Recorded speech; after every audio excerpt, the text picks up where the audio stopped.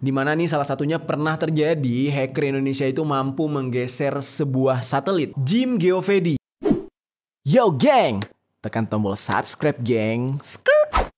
Hey yo, what's good? Welcome back to Kamar Jerry.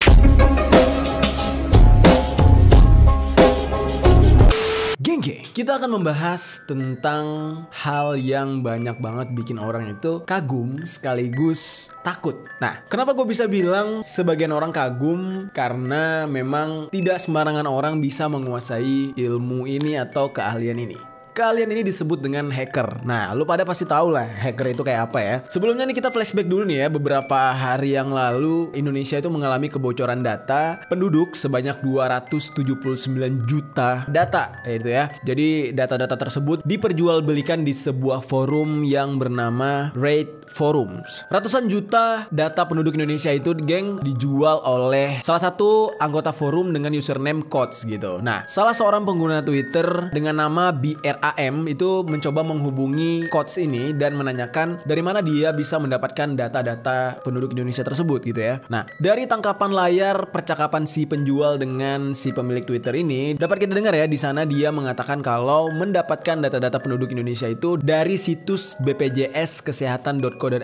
Jadi katanya dia meretas website tersebut dan disanalah akhirnya data-data masyarakat Indonesia bocor ke tangan Coach ini. Nah, perlu kalian ketahui nih geng ya, biasanya para hackers ini kalau dia udah mendapatkan data sebuah produk, sebuah perusahaan atau bahkan sebuah negara, itu akan digunakan untuk menyerang, biasanya untuk menjatuhkan orang yang sudah dia hack itu. Nggak jarang juga data-data yang dia dapatkan itu dia gunakan untuk sebagai tebusan, kayak orang nyulik anak gitu loh geng. Jadi kalau data lo nggak mau gue bocorin, lo bayar tebusan. Atau justru data-datanya itu dijual di dark web atau di deep web gitu geng. Nah, jadi yang terjadi sama Indonesia, data-data kita orang Indonesia, penduduk Indonesia akan dijual kepada pihak-pihak yang menjadi lawan negara kita. Misalkan dijual ke Amerika gitu kan. Jadi orang Amerika mendapatkan data penduduk dan kita bisa aja menjadi di bawah kontrol Amerika gitu. Berbicara tentang hacker ini geng, hacker itu di seluruh dunia itu ada dan masing-masing punya keahlian dan kehebatan masing-masing. Dan tidak jarang pula para hacker ini saling berperang geng. Jangan salah, perang hacker tuh waduh seru banget. Kalian pernah dengar kan waktu itu hacker Indonesia pernah nyerang situs-situs di Malaysia, terus yang Malaysia nyerang balik gitu ya. Jadi peperangannya itu peperangan digital, bukan peperangan menggunakan senjata, ya kan, peperangan ketangkasan atau kekuatan otak gitu. Nah, kali ini geng kita akan membahas secara lengkap hacker-hacker terhebat di dunia dan sangat-sangat terkenal ya. Jadi udah banyak melakukan peretasan situs-situs. Jadi ini orang keren parah. Oke, yang pertama akan kita bahas adalah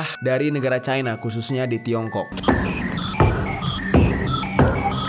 Oke, nah kalau berbicara tentang hacker, nggak usah heran geng nama negara China ini yang paling atas. Karena negara China ini telah mempromosikan keamanan cyber sebagai budaya atau bentuk pendidikan sejak dini. Jadi kalau misalkan nanya soal keamanan cyber ya kan, keamanan data-data dari para hacker gitu ya, negara China ini udah dari sejak dini udah diajarkan gitu. Karena yaitu adalah sumber kekuatan dari negara mereka juga gitu. Jadi ibaratnya para pemerintahnya itu semacam mendukung pendidikan dunia cyber kepada masyarakatnya. So, kalau misalkan ada masyarakatnya itu yang ternyata menjadi hacker, itu semacam ya dapat dukungan juga dari pemerintah. Dan hampir 41% hacker-hacker yang ada di dunia ini ya, biasanya serangan-serangan terhadap negara-negara lain itu biasanya berasal dari negara China, yang dimana mereka ini kayak sindikat gitu geng. Dan bahkan ya, pemerintahnya sendiri melihara hacker. Karena ya permusuhan antar negara ini kan udah nggak bisa sembarangan pakai perang senjata lagi geng. So, perang cyber lah yang dikedepankan. Oke, negara selanjutnya adalah Amerika Serikat. Nah, ini menduduki peringkat kedua ya setelah China ya.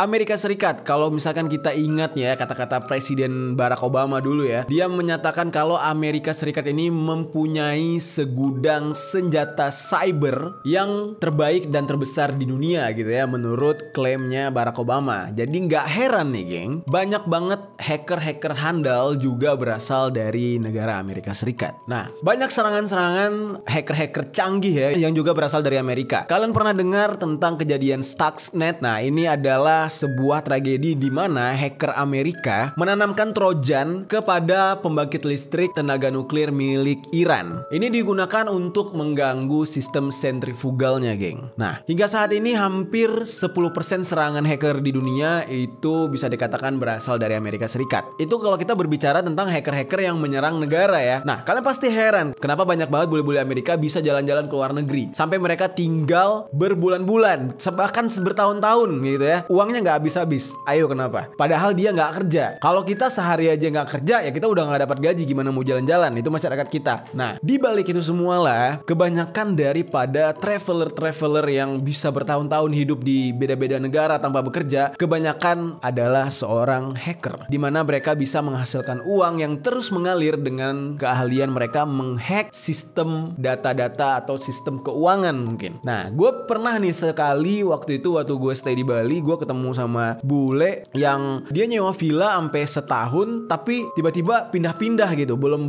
selesai dia pindah lagi dan uangnya nggak habis-habis. Akhirnya karena gue udah deket sama dia, gue cerita-cerita banyak, barulah ketahuan kalau dia seorang hacker. Dan pas gue tanya nih ya, awal cerita dia jadi hacker gimana, ternyata dia itu belajar carding dulu. Lo pernah dengar kata carding? Pastilah di Indonesia banyak nih yang bisa carding. Carding itu adalah cara kita berbelanja dari marketplace luar negeri atau marketplace manapun ya di dunia menggunakan kartu kredit orang lain gitu. Nah, jadi sistem carding ini bisa dikatakan ya salah satu sistem hacker. Koreksi gue kalau salah ya, abang-abang hacker yang keren-keren. Gue nggak bermaksud ngeklaim gue tahu segala hal, tapi yang gue pahami ya seperti itu. Dan kebetulan banget gue juga kuliah di jurusan sistem informatika, yang dimana teman-teman sebangku gue di kuliah itu ada beberapa yang ternyata hacker juga. Oke, kita lanjut ke negara lain yang memiliki hacker handal nih, geng, yaitu negara Turki. Gila ya, kalau dengar kata nama Turki ini kita agak-agak merinding sebagai orang Indonesia ya, dimana Turki ini mempunyai seorang presiden gitu ya, yang wibawanya itu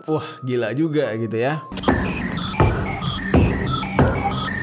Hacker-hacker Turki ini bisa dikatakan hacker-hacker handal juga, dimana di sana kan banyak banget hacker-hacker Muslim ya. Gak jarang juga hacker-hacker Muslim ini ikut campur ke dalam dunia perang, misalkan kayak yang terjadi antara ISIS dengan Amerika, antara Palestina dengan Israel. Nah, ini ada juga beberapa hacker-hacker Muslim dari Turki yang ikut campur untuk melakukan perang terhadap negara-negara yang menjajah negara yang mayoritasnya Muslim biasanya. Nah, di dunia ini 4,7% serangan cyber atau serangan hacker itu juga berasal dari Turki. Dan bahkan ya, Turki saat ini nih, geng, mereka mengklaim kalau sedang meningkatkan aktivitas yang lebih menantang di dunia hacking. Wah, ini gila nih, bakal ada suatu hari ya peperangan hacker tingkat dunia kayaknya. Negara selanjutnya adalah Rusia. Wah, gila nih ya, ini salah satu negara dengan julukan superpower nih kayaknya nih.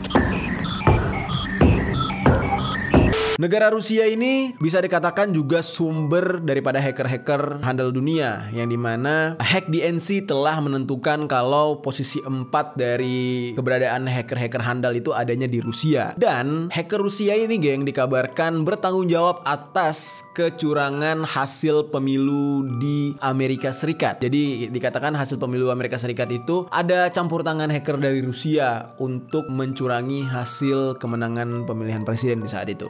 Diperkirakan sebanyak 4,3% serangan cyber atau serangan hacker itu berasal dari Rusia, geng. Dan bahkan ya, hacker-hacker Rusia ini mampu menyerang situs-situs besar sekelas Google, Apple, YouTube, bahkan Facebook. Oke, negara berikutnya adalah Taiwan. Ya kan, kalau tadi gue udah bahas China, tapi bagian Tiongkok apa bedanya dengan Taiwan? Nah, masyarakat Taiwan ini tidak ingin dikatakan orang China ya.